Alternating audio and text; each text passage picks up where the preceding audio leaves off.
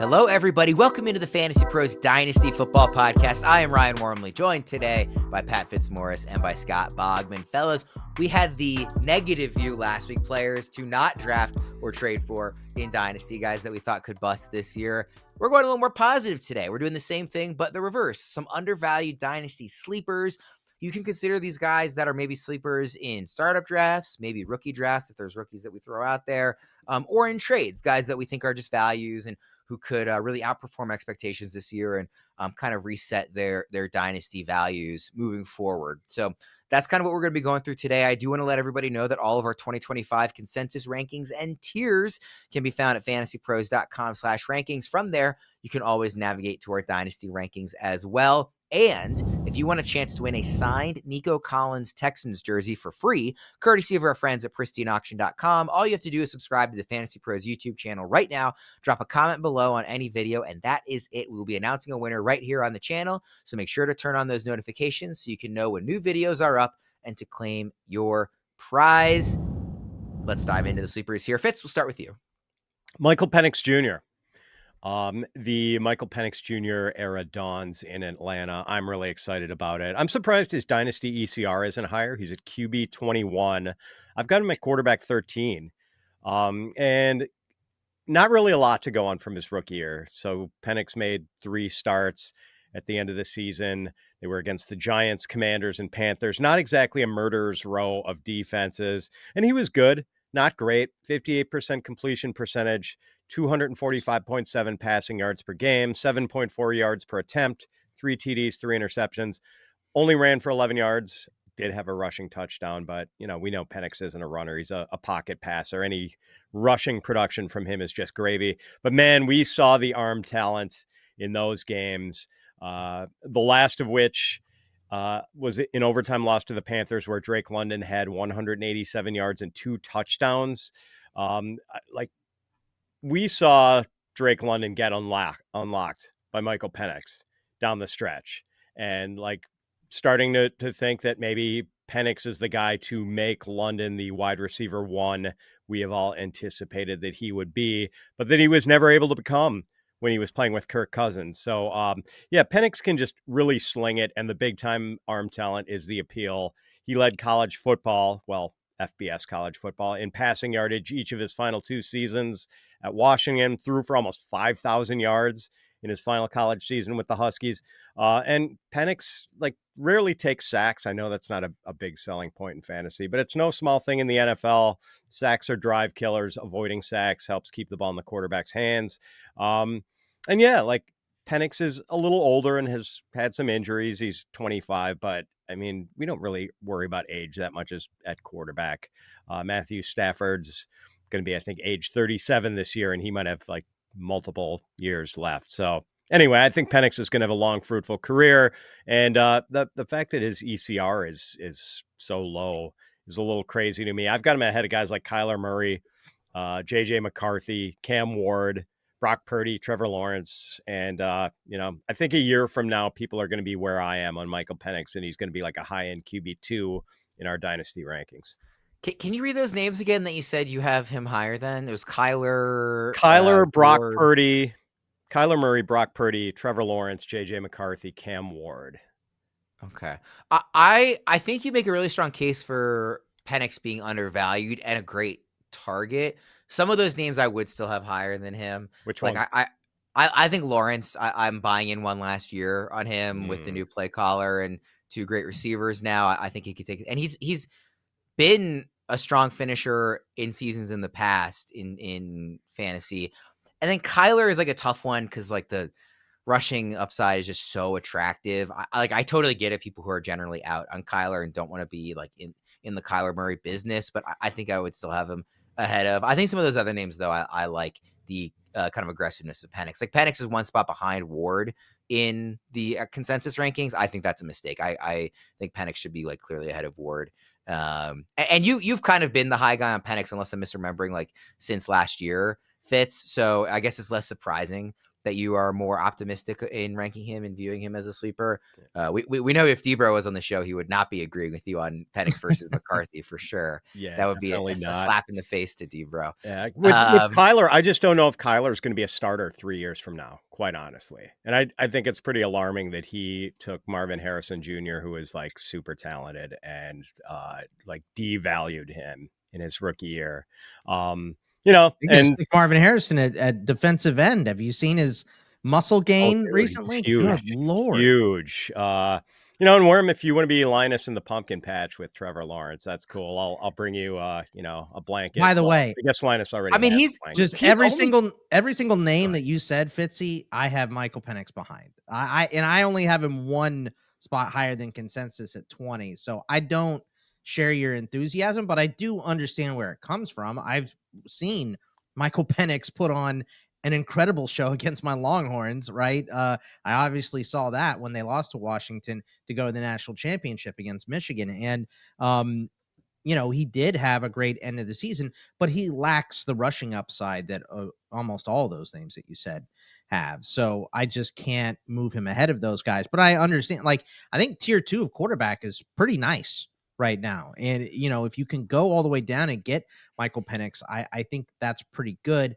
Beyond tier 2, it gets fairly ugly. So, there is a big line of delineation between QB2 and QB3 right now. And I think that Penix could float to the top without issue. And I wouldn't be super surprised by it. So I don't have him. I don't hatefully rank him.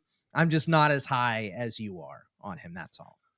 I just want to quickly say on Lawrence, by the way, he doesn't qualify as a sleeper, obviously, but I do think he is undervalued in Dynasty. I mean, the 2 seasons before last year, he was QB 13 and QB 8. Threw for 4,000 yards in both those years, and that was in pretty poor circumstances in terms of the talent around him and the Urban Meyer staff. and Doug Peterson as his head coaches. And also last year was the first year that he really missed significant time. He'd only missed 1 game. And that was because of a cheap shot. First 3 years. Yeah. So he rushed for 4 touchdowns in 2023, 5 touchdowns in 2022. So he gives you some of that too, possibly. I just think he is a guy that I would not be surprised if he was a consensus top 12 dynasty core. I don't think he's gonna be top 5, but a consensus top 12 back end QB1 in Dynasty after the season, given that he's still super young and is in best play caller he's ever had, I think. And now he has Bryant Thomas Jr. and Travis Hunter. So I really like Lawrence, and I'm willing to be Linus. Yeah, no, I get it. I'm cautiously optimistic about him too, but it's probably the last year I will say that. I don't. If he has another bet, I don't think I will say that next year, but I'm willing to give him another. I mean, I would definitely put up Penix. I think he is going to put up better passing stats over the next 5 years than Trevor Lawrence will, and I little doubt in my mind that that's going to be the case. Okay, I disagree with you there. That'll be fun to track over the next few years. I always tell people if I disagree with Fitz, you should go with Fitz. So even though I disagree, I think you should lean on Fitz's side. Bogman, who's your first sleeper here? Well, speaking of insulting, it's JJ McCarthy, of course. I mean, we already talked about him a little bit, but it's not just JJ McCarthy. I mean, he hasn't started an NFL game yet, but look at these weapons that surround him: Jefferson, Addison, Hawkinson, Naylor. They added your boy Ty Felton. Worm. I mean, they are committed to passing the football. And if you look at the Vikings since KOC took over, Cousins in 2022, 13th in points per game at quarterback, 7th overall. In 2023, he was 8th in point per games, and then he, tore his knee up. He's out for the season in week 8. 2024, Darnold, who had never had success in the NFL, 12th in points per game, is 10th in overall. And in terms of passing volume, 2022 they were 3rd, 2023 they were 6th, they were 17th last year because they were getting up on people and running late in the game. Aaron Jones had way more carries than most people would put him down for last season. So I think McCarthy has something that both Darnold and Cousins didn't have, and that's rushing upside. Yes, he's coming off a major injury, I understand that, but I just think that this is one of those guys, he had 900 rushing yards, according to PFF stats. Obviously, college, sacks count for negative rushing yards for whatever reason why they started that. But he had 10 touchdowns as well. So he has rushing upside, a full year to learn, crazy weapons, pass-heavy scheme. I I think there's a lot to like about JJ McCarthy, no matter how you cut it. Now, he still has to go out and do it. He has to go and prove himself. And I don't have him an insane amount higher than ECR. I have him at 16. His ECR is 18. But I think there's like a lot of these guys that we just talked about. Cam Ward could be a QB1. It wouldn't be shocking. Trevor Lawrence can end up there. It wouldn't be shocking. Michael Penix could easily end up there. It would not be shocking. We're looking for guys that could become QB1s out of this group. And I think JJ McCarthy is firmly in there with his skill set, his weapons, and the passing offense. What's the phrase geography is destiny when it comes to quarterbacks? Like even set aside like whether or not you're as excited about McCarthy, the prospect as say Debro was. The situation is so perfect. And I really think we've seen enough from Kevin O'Connell to say like, I think he's closer to the McVays and Shanahans of the world than he is to the rest of the league as a kind of QB friendly offense creator. Like he is all about quarterback development. He really is a whisperer at the position. And you just laid it out perfectly, Bogman, what he's done with other guys who don't even have the legs of McCarthy.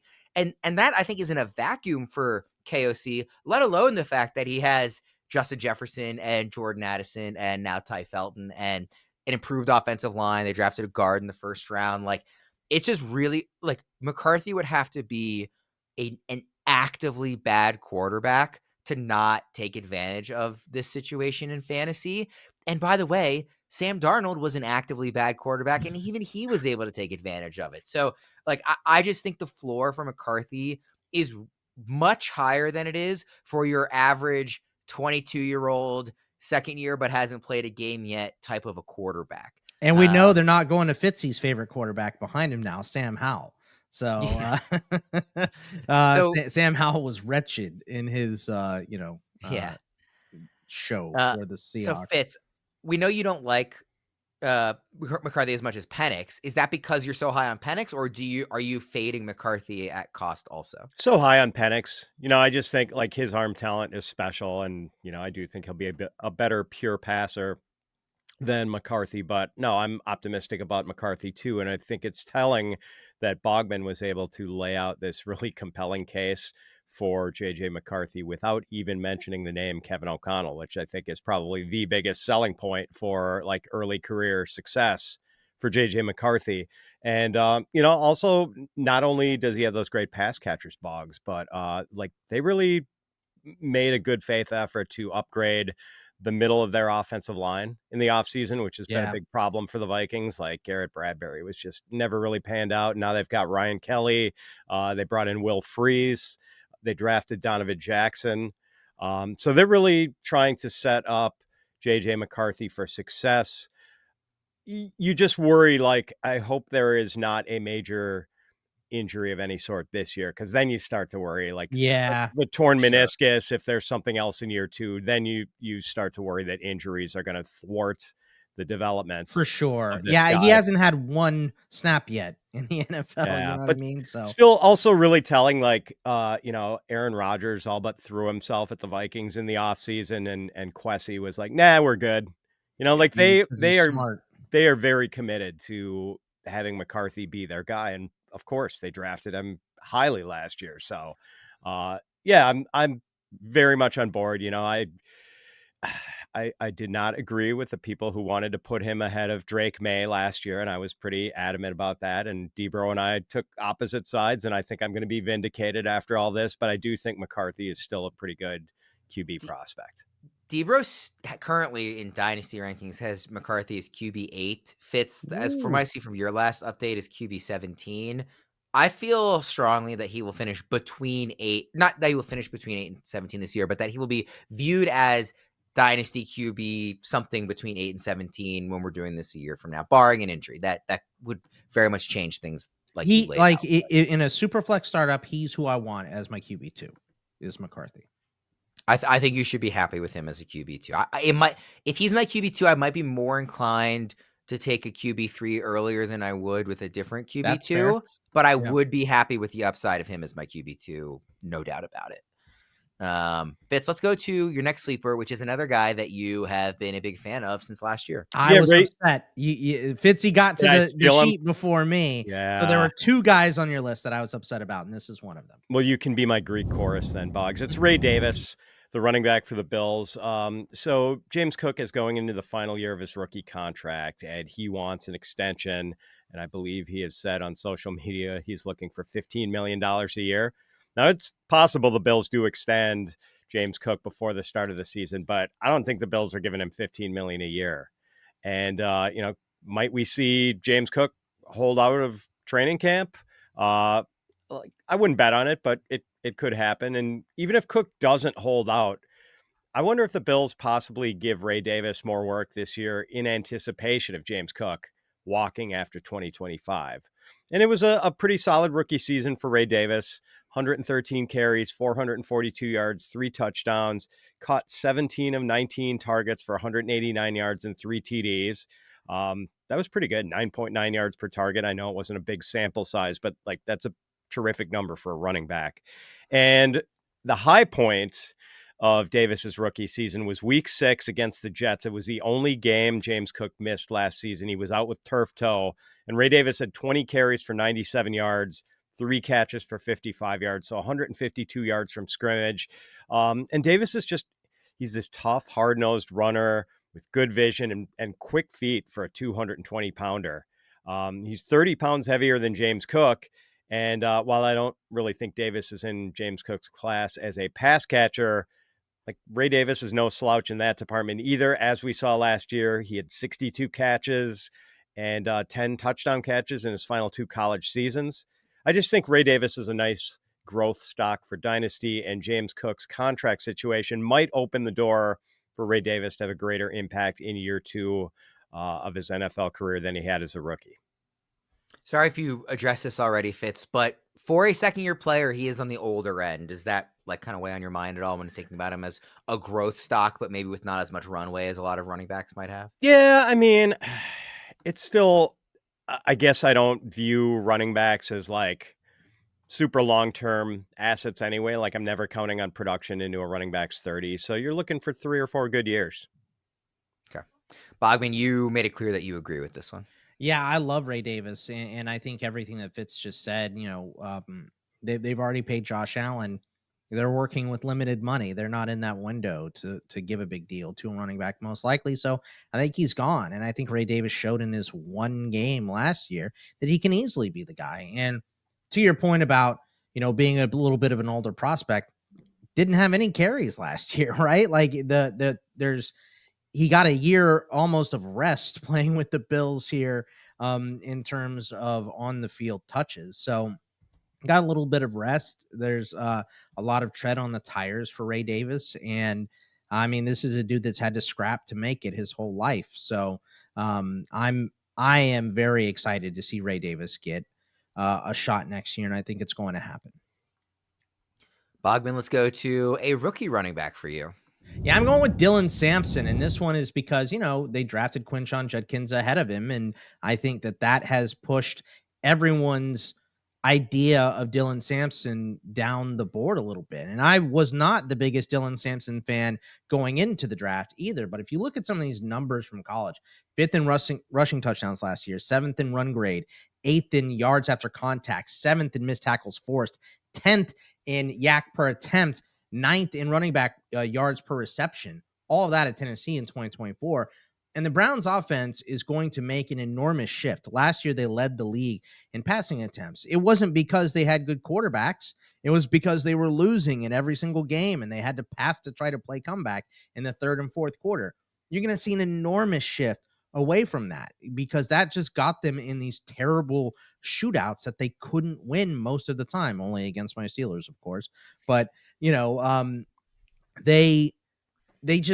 have no quarterback, and the defense is still not completely fixed. So they are going to need to run the ball, control the clock. That's why they drafted Judkins. It's why they drafted Dylan Sampson. That's why these guys are here, is to shift the offense wholly and completely. So, I think both these guys are better than Jerome Ford already. And I think if they really did like Jerome Ford, they wouldn't have drafted 2 guys because they had so many holes on this team. Um, I He comes in with, obviously, like I said, 9th in running back yards per reception. He comes in with a floor of a 3rd down, change of pace, 2-minute offense back already. And I think Quinshaw Judkins worked a little bit better with another running back in Travion Henderson last year at Ohio State. So I think they split this more than people are anticipating. And I think Dylan Sampson already has a pretty good role. The way that I saw him coming in was Devin Singletary, which, a lot of people thought his ceiling and still think his ceiling is higher than that. Maybe it is, but Devin Singletary is a good running back in this league for a long time. So I'm pretty excited about what Dylan Sampson brings to the Browns, and I think they're just going to run the ball so much, and that's going to be the game plan. And if they have to pass more, he's a better pass catcher than Judkins. So I'm pretty excited about Dylan Sampson landing in Cleveland. I love this pick. I agree very strongly with this pick, Bogman. Sampson was at times in the pre-draft process my favorite rookie running back outside of that kind of clear like top 5 or 6. He was the guy after that group that I liked the most. He's younger than Judkins.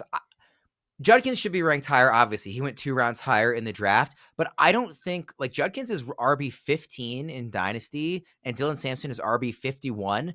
That gap is way too high, in my opinion, if we're actually going to get. I've There got him are at 41. I have Sampson at RB 41. I think that is much more reasonable. I think outside the top 50 is really like crazy for a guy that has scored a lot of touchdowns last year, can catch the ball, is super young, is very athletic, like. And I think has a very clear path. Like, I think he's going to be better than Jerome Ford pretty quickly. Yeah. So, like, kind of like you were highlighting, to be like at least a top 2 back in what is going to be an extremely run heavy offense.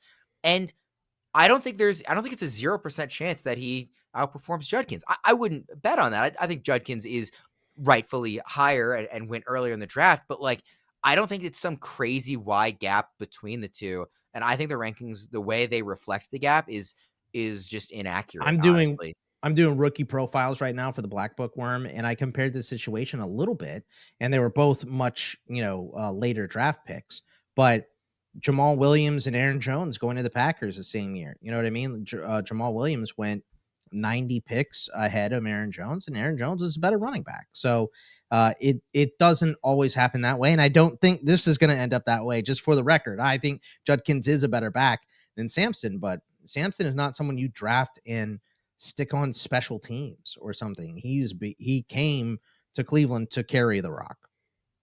Fitz, what do you make of Sampson's ranking? Yeah, so I too have him at running back 41, same spot as Boggs. And I do think maybe people are making too much of the landing spot and him potentially being blocked by Quinshaw Judkins, whether that turns out to be the case or not.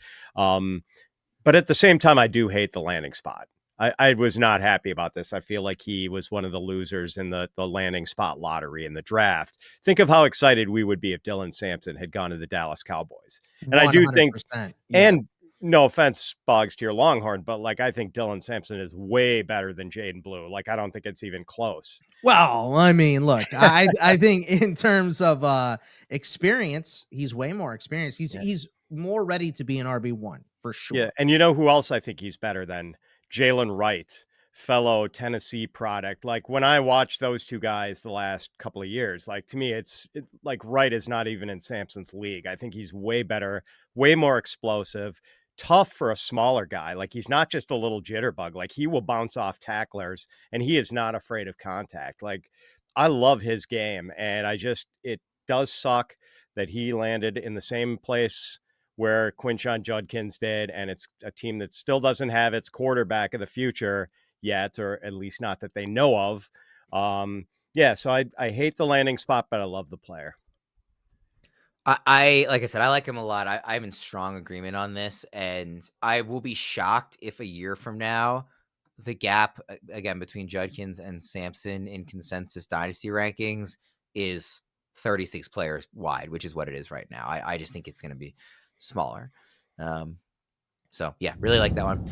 By now, most of you have probably heard of Reality Sports Online, the powerful fantasy sports platform where owners get to build and manage their fantasy team like an NFL general manager. But the question is, have you tried it? It's time to go see what all the buzz in the Dynasty community is about. Free agency, multi-year contracts, a rookie draft, multi-team trades, franchise tags, contract extensions, first-round rookie options, automated contract and salary cap functionality, and much, much more. Think it sounds complicated? It's not. The best thing about Reality Sports Online Fantasy Front Office is that it doesn't take any more time than a standard league. It just requires more strategy. Think you're among the fantasy elite? Well, this is the platform to test your mettle. Still not sure? You can test out your general manager skills for free in a mock free agency auction. If you like what you see, use promo code FantasyPros to receive a 10% discount on your team or league today. That's promo code FantasyPros to receive a 10% discount on your team or league today. Fantasy just got real at realitysportsonline.com. Fitz, walk us through your next pick.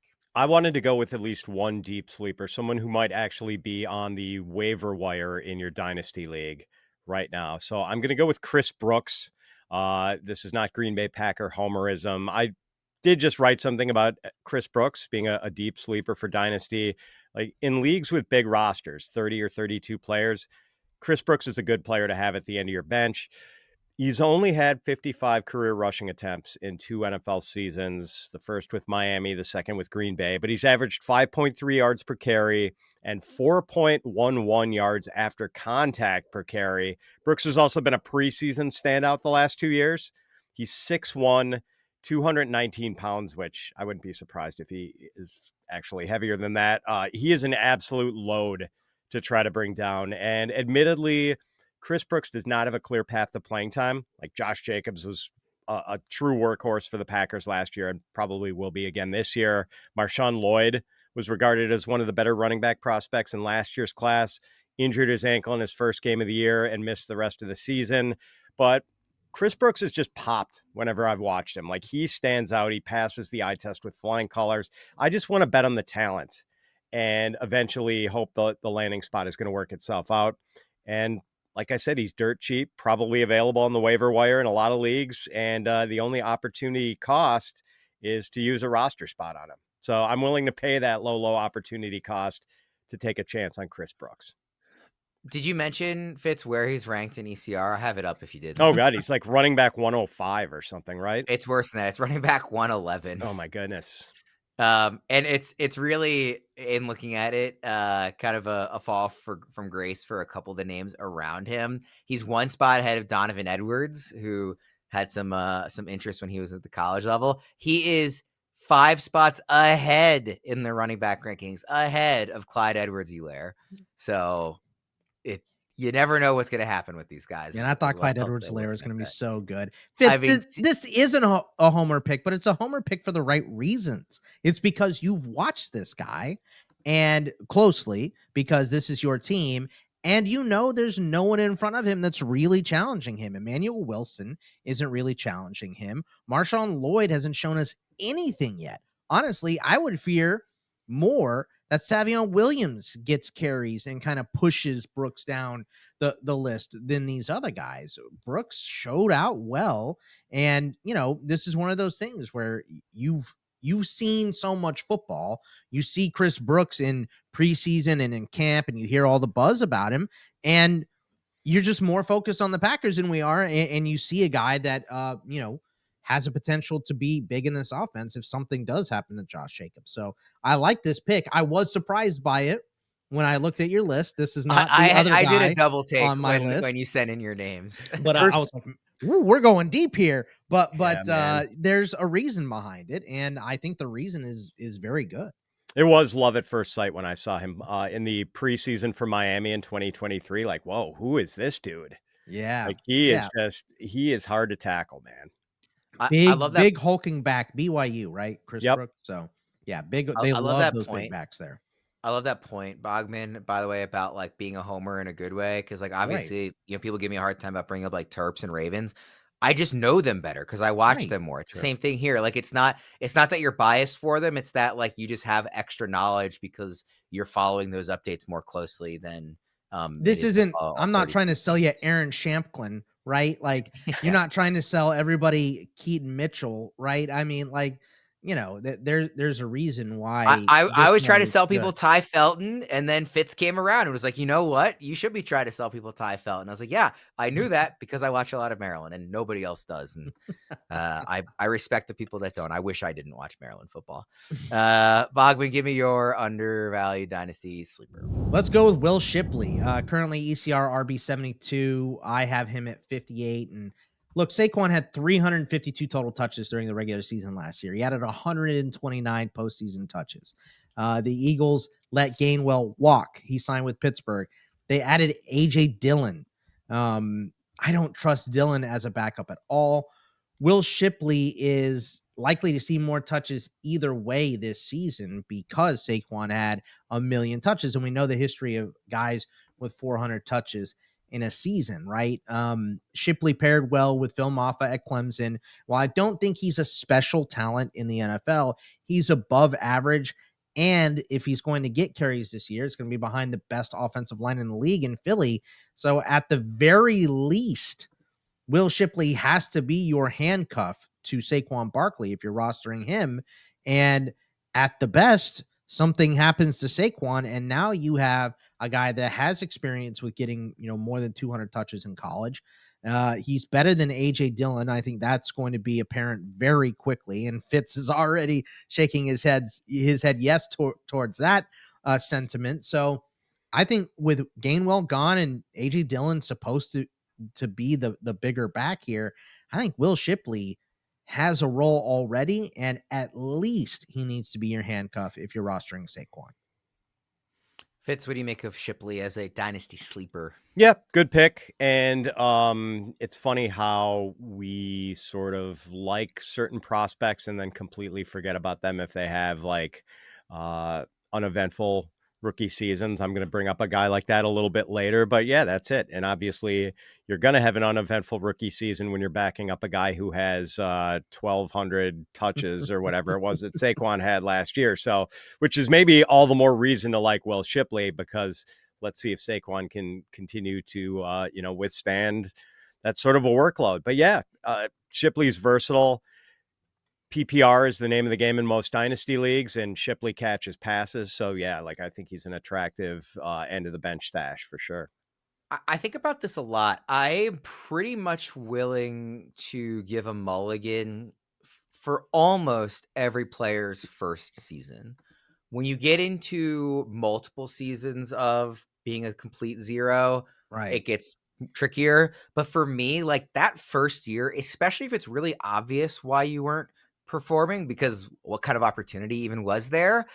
I'm almost always in that scenario willing to say, let's give a year or two, maybe buy low, hold on to him if he was on your team already, and see what happens. And then if there's another bad year, okay, eventually, you can't have roster cloggers. There's going to be a new batch of rookies. You want to kind of rotate people in. But I think it's very reasonable to move off after year two. I think way too many dynasty managers move off players after year one in general. Yeah. And maybe that will prove true with Shipley. Maybe it won't. But kind of philosophically, that's how I try to approach guys who, again, had a very clear lack of a path to playing time in year one. How can you blame him for that? Yeah, so. And he was a guy drafted by a smart GM. And I always kind of credit guys for that. That's why, he's not going to make this show, but Devontae Walker, Worm.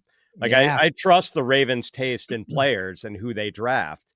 And Tez Walker, I know he's basically at a redshirt rookie season, but, that's a team I want developing a player like that. And the fact that front office tabbed him as a guy they wanted in the draft makes me all that much more interested. And that's sort of the case for Shipley too.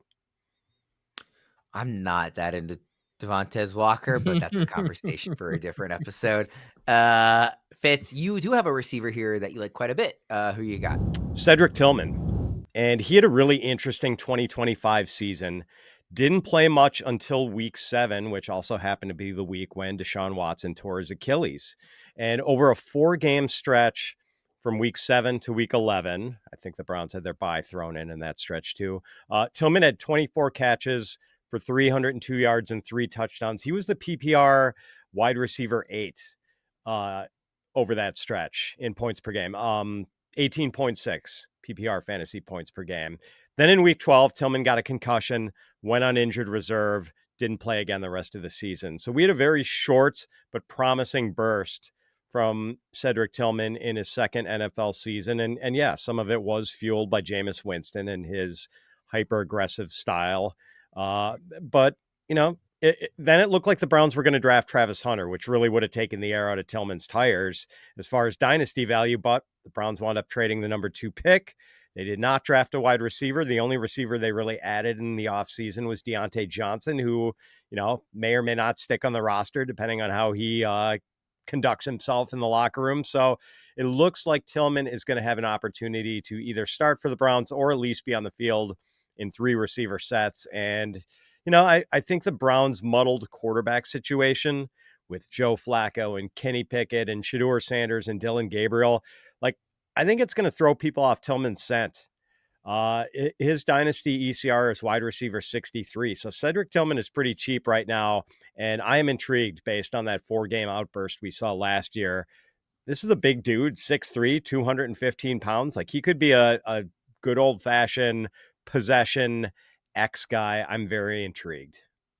And Bogman, watching Tillman in that kind of breakout stretch last year, he passed the eye test with flying colors, in my opinion. Watching, because I said this before, but I watched one of those games live, the Browns versus the Ravens, and Jameis's first start in Cleveland. I was there in the building, and I just watched Tillman, and I was like, this guy is a beast. It set aside the numbers, which were very good, obviously, in that stretch, and set aside situation, all that. I was like, this dude is a really, really good wide receiver, and that makes me want him. Yeah, maybe I feel just lukewarm on Cedric Tillman. I liked him coming out of Tennessee. It took him forever to get on the field, and then when he did get on the field, he got hurt. So not only that, but we talked about it with Sampson a little bit as well.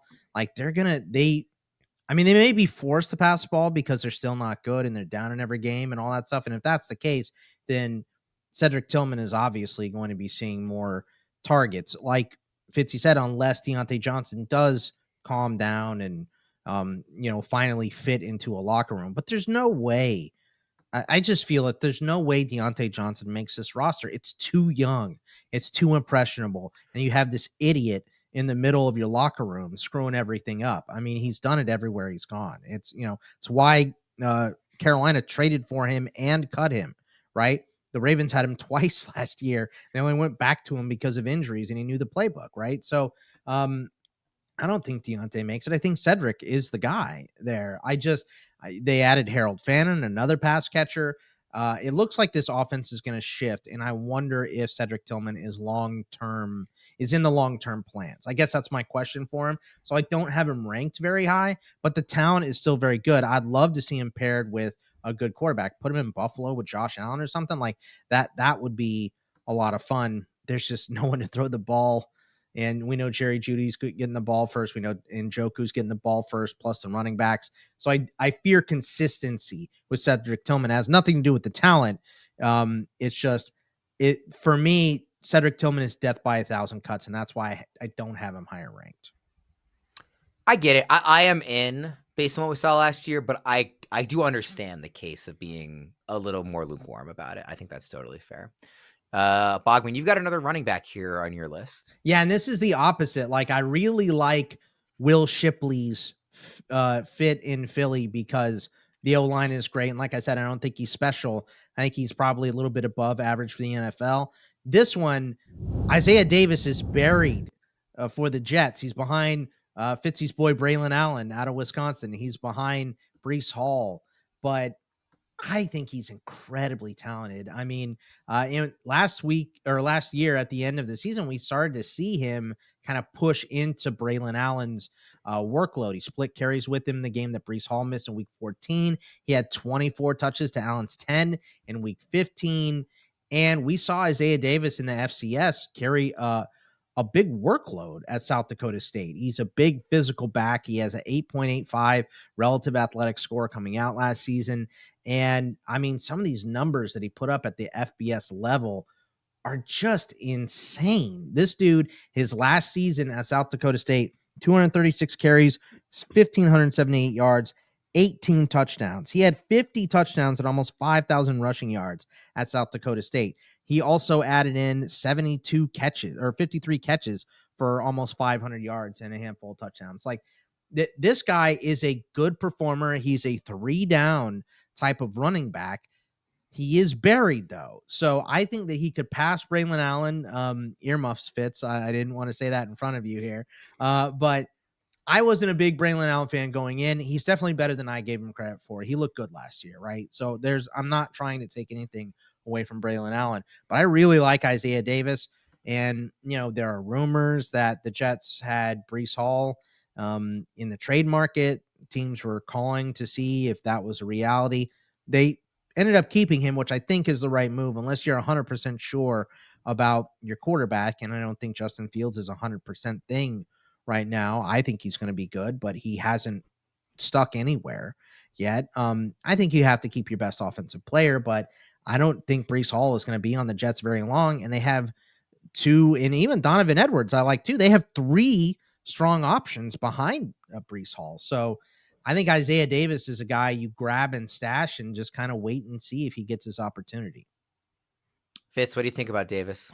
And it sounds like he will get his opportunity because Aaron Glenn just keeps repeating that, like, they want to have multiple backs involved there. So, like, I mean, Breece Hall investors should probably heed that warning because Aaron Glenn has been adamant about this. Our guy in the Coach Speak Index has documented this like multiple times. So, I like Davis too. He's interesting. I didn't love Braylon Allen as a prospect either. I think he's interesting. I'm not quite sure how to handicap the battle between Braylon Allen and Isaiah Davis on the depth chart, but I do think Isaiah Davis is being overlooked right now. And in that regard, he's probably a good guy you can pick up pretty cheaply. RB 82 in ECR, and I looked up his Dynasty draft ADP. It's 81, RB 81. So he's free pretty much.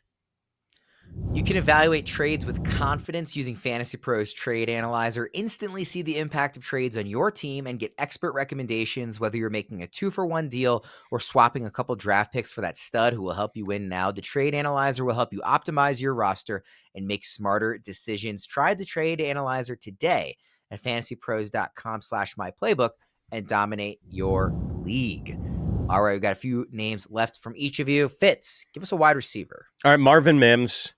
And I've been beating this drum like Keith Moon for a while, both for redraft and dynasty. I think Marvin Mims is intriguing, and I'm not guaranteeing that he's going to pan out. But what we saw from him late last season, 6 touchdowns over the Broncos' last 7 regular season games.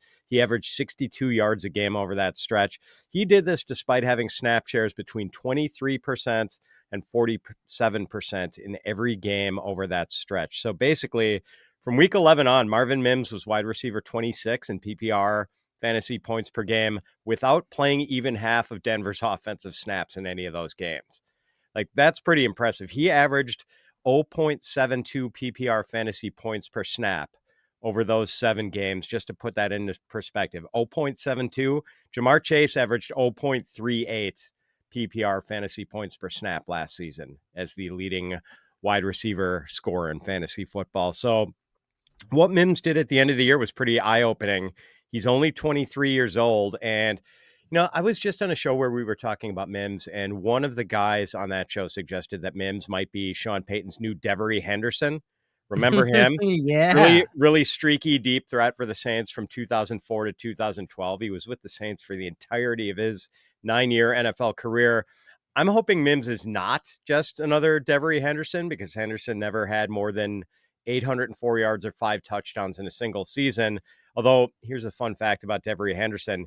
He averaged better than 20 yards per catch for 3 straight seasons from 2006 to 2008. Always a deep threat. Yeah. Yes, but that was it, Boggs. Like, he was pretty much just a pure vertical receiver. Now, Marvin Mims was used that way as a rookie.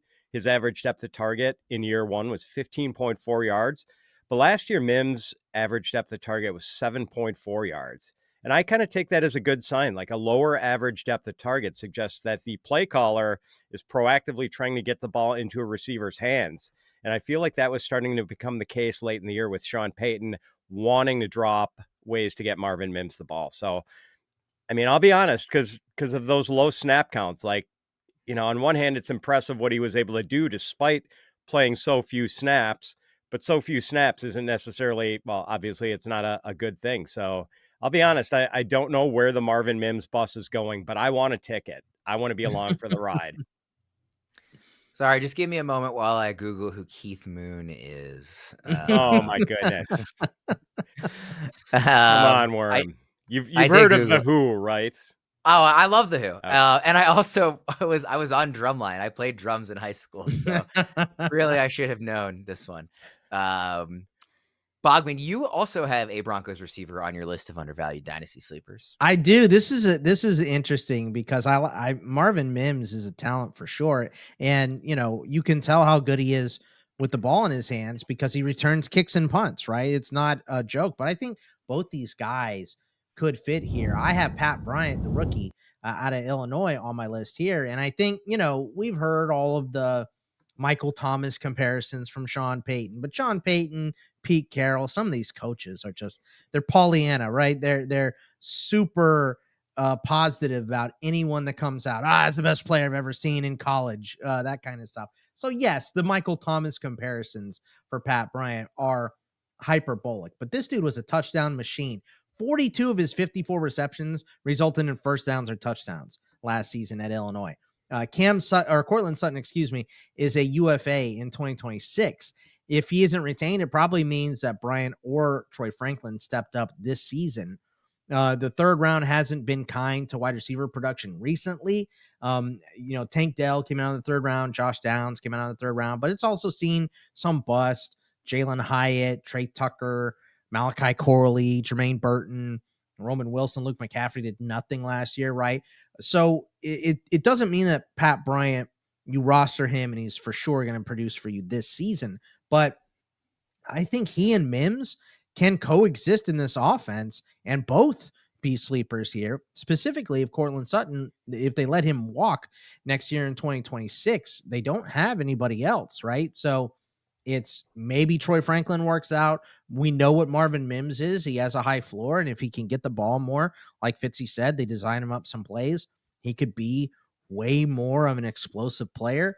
And I think Pat Bryant fits here as, your kind of deeper A-dot type of player who picks you up a bunch of first downs. So we know they're going to run a lot too. And, that I honestly, the run blocking is why Marvin Mims is not on the field more, Fitzy, is because, he weighs like 110 pounds. He's a waif, right? Like he's very good with the ball in his hands, but he's not throwing that weight around very well. Pat Bryant is going to be on the field a lot run blocking. He's going to see a lot of snaps because of that motor. And I think he's just going to stick on the field once he finally does get out there, but I don't know how soon it's going to be. So there are questions for both of these players. Marvin Mims already has a pretty decent floor. Pat Bryant has, a low floor and a high ceiling, but I think he's a risk worth taking. And again, he's free right now. He's ECR wide receiver 100. In ADP, it's 92. And I don't have him crazy high, but I have him at 75. So much higher than where he's going currently.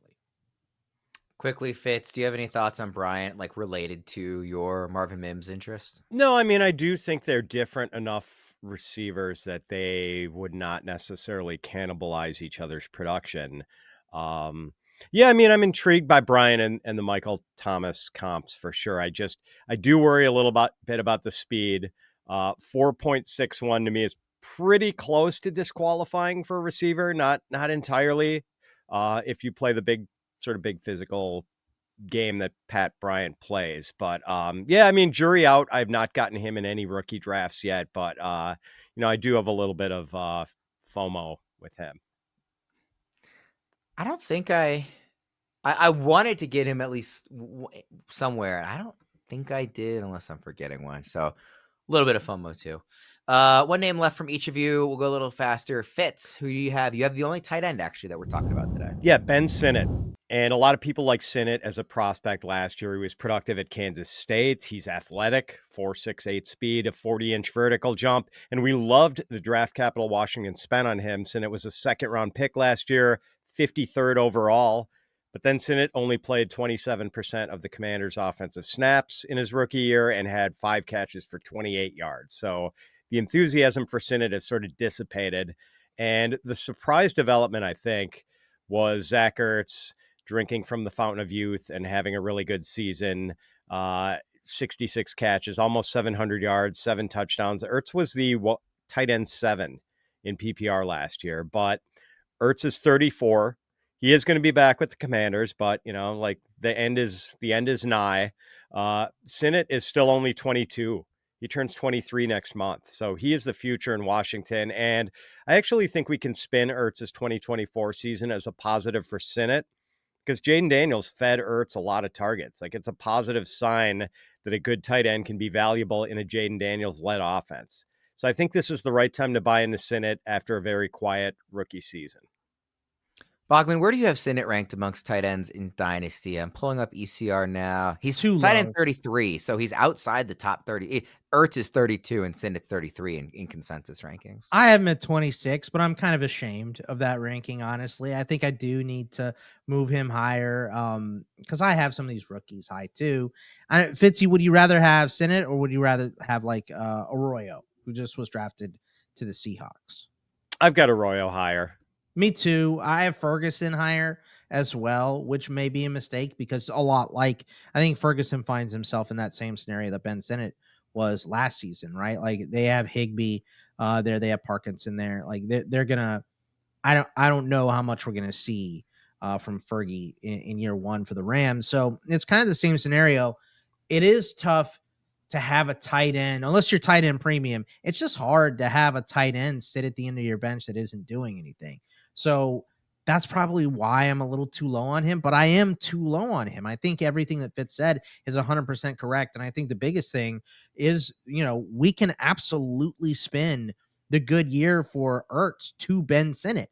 We weren't even sure that Ertz was going to play last year going into the process, and he signed with Washington and was great.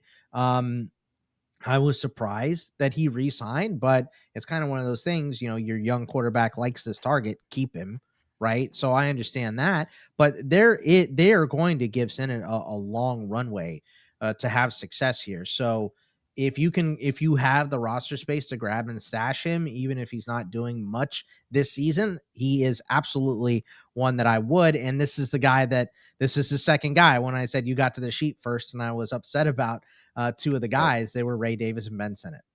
So let me ask you guys this then, and I'll use myself as an example. I'm in a tight end premium Dynasty league. I have Trey McBride. It's a very deep roster.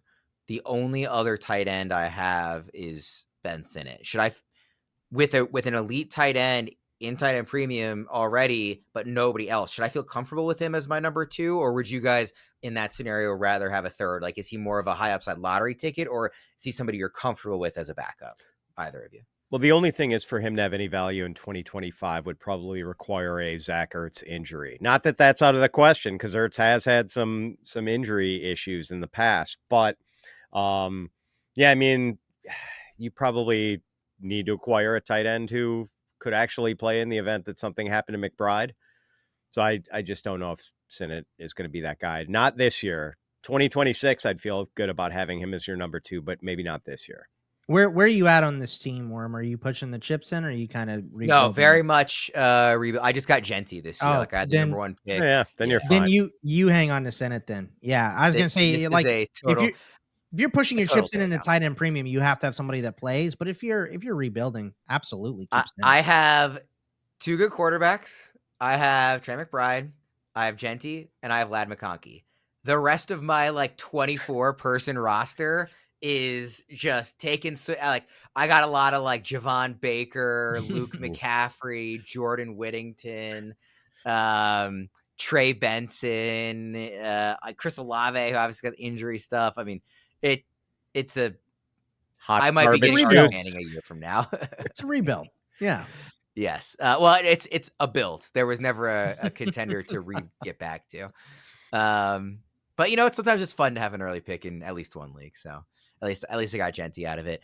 Bogman, take us home with a player that has been a favorite of this show for both of you guys. Yeah, I think this might be the highest ranked player that we talk about today, and he's the last one we talk about. It's Keon Coleman, wide receiver for the Bills. Currently, ECR is wide receiver 52. I have him at 42. His ADP is about 46, so kind of in between both of those rankings. And just what a weird 2024 it was for Coleman, right?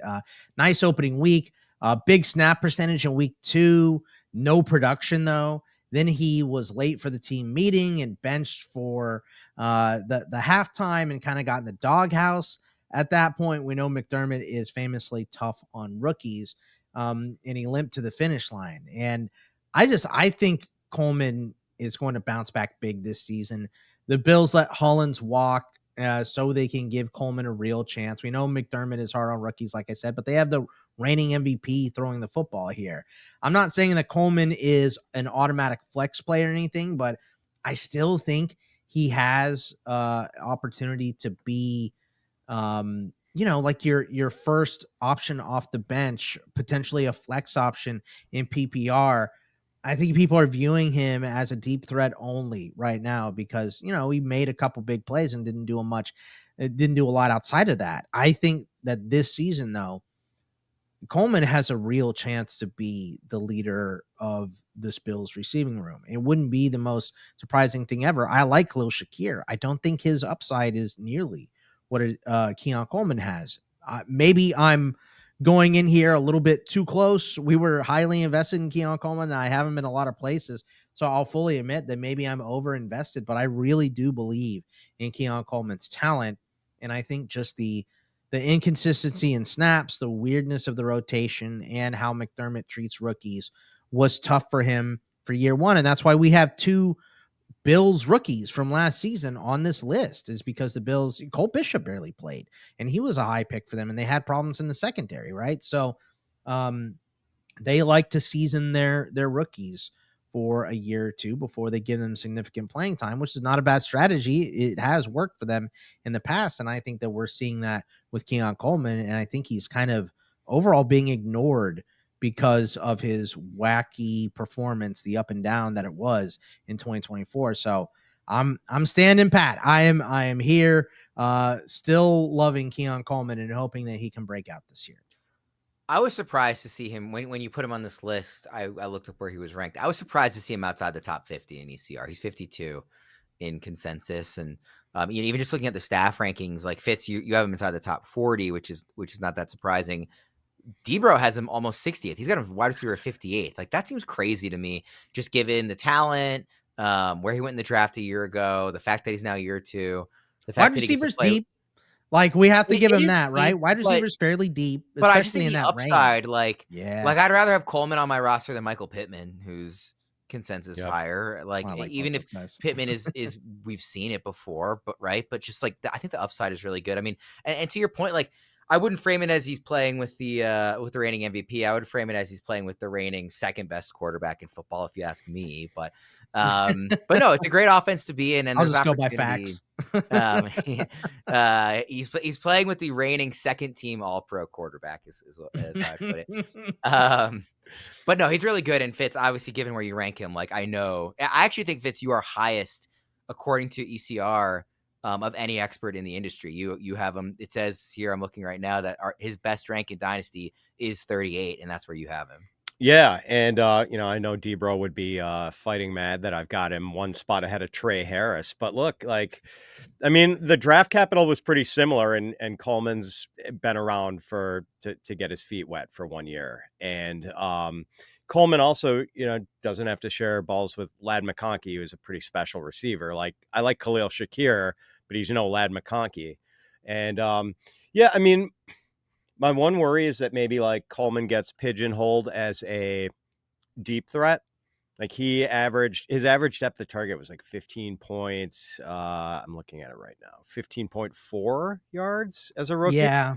15.2, sorry. Averaged 19.2 yards per catch. 9.8 yards per target, which is actually a really strong number. But like, what I like is that, you want your receivers to have one area where they can win. And for Keon Coleman, that's ball skills. Like his ball skills are like almost George Pickens caliber. Like he is special in that regard as like a contested catch artist, high point the ball thrown like 10 feet over your head guy. Like he can come down with those catches. So yeah, I mean, I don't know if he's ever going to be like a super high volume receiver, but I think those ball skills are going to play and give him a long and hopefully fruitful career. 556 yards on 29 catches last season. That's 19.2 yards per reception. So he did miss 4 games. 50 too. Catches. Yeah, give him 50 catches. He could have been a 700-yard guy if he played a full season. So, right. I just think there's a lot of meat on the bone for Coleman's development. Does it mean it's going to happen? Absolutely not. I mean, we've been wrong about players before. But I think the downside is he becomes this, one trick deep shot pony type of a guy. And that's okay too. It's not, it probably means his ECR is correct, but I think there's more than that with Keon Coleman. And obviously Fitz does too. He has him higher than I have him ranked. Yes, we don't want him to be the next Devery Henderson, Boggs. No, we do not. Did not think we'd be talking Devery Henderson on the coming into the multiple podcast. Devery today. Henderson mentions on the episode. We'll go ahead and wrap up there. Thanks everybody for tuning in. Hopefully we get some positive feedback since we had a positive episode as opposed to some of the we had to be negative last week nature of the episode. So we get to be positive this week. That's more fun. Being hopeful and optimistic. For Bogman and Fitz, I'm Ryan Wormley. Thanks for tuning in. We'll see you again next time.